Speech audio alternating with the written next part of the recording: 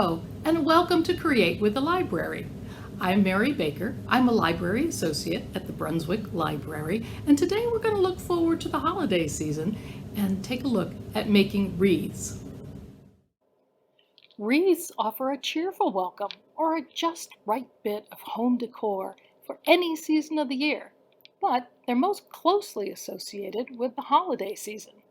From October's spiders and ghosts through November's plenty and into December's chilly, cheerful season, wreaths tell our guests that we're happy to see them. I like a pretty wreath, but I like flexibility and economy even more, so I found there are several items that are worth investing in and are reusable in future projects.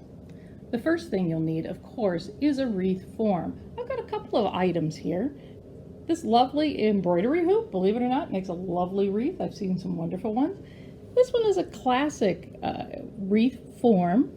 I've got some oasis tucked into that. We'll be taking a look at that in a few minutes.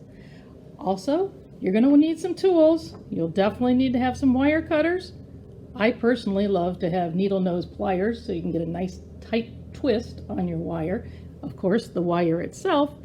And then I like having a little bit of pipe cleaner to use to hang up my wreath. And just in case, I love having to have a little bit of hot glue.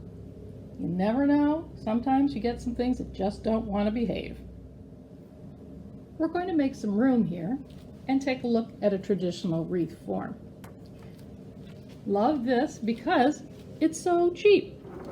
Who doesn't have a lot of evergreens accessible to them so you can make a lovely wreath using a wreath form like this just by using what you have in your own backyard.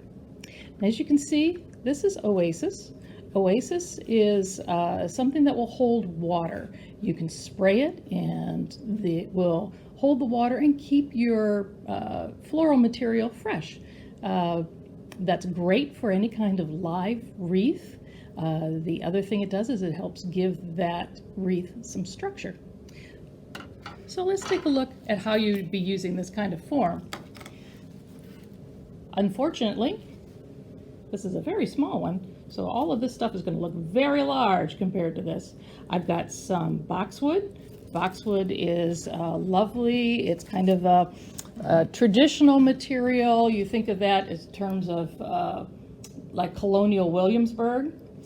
I've got some pine. I've got a couple different types of pine in here, depending on what kind of look you want.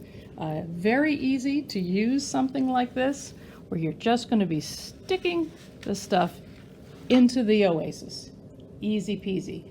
As I say, this is really oversized for this particular wreath form, but I think you can get the idea. You'll just work your way around the wreath, putting in your material. Once you've got it completely in, then you get to start adding some of the fun stuff. You start adding the little decorative items, and of course, finish it off with whatever you'd like to use as your focal point. If you'd like a bow, if you'd like to have a bell, something that means something to your family. Easy peasy wreath done in just a few moments for next to nothing. Hands down though, my absolute favorite wreath form is using a grapevine wreath.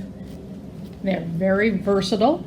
They don't require a whole lot of wire to be able to insert your materials in it. All those lovely little nooks and crannies will allow you to just take whatever material you have, stick it on in there, and hold it for you.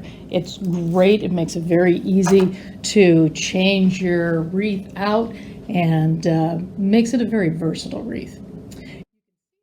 We're going to do a fall wreath today, so for my focal point, I've decided to use some of these very lovely, large, brightly colored flowers as my focal point.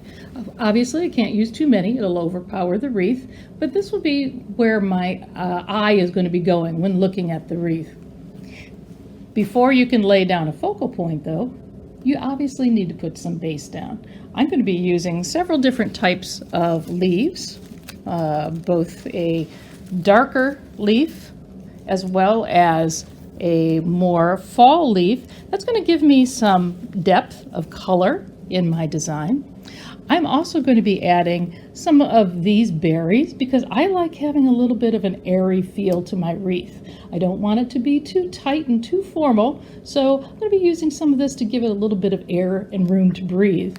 And then finally, I'm going to be utilizing some of these picks that will allow me to take those hot colors of the flowers and bring them a little bit further around the wreath.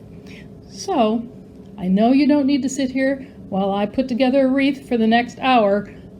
We'll use a little bit of film magic and we'll cut to the chase here. And there you have the finished wreath.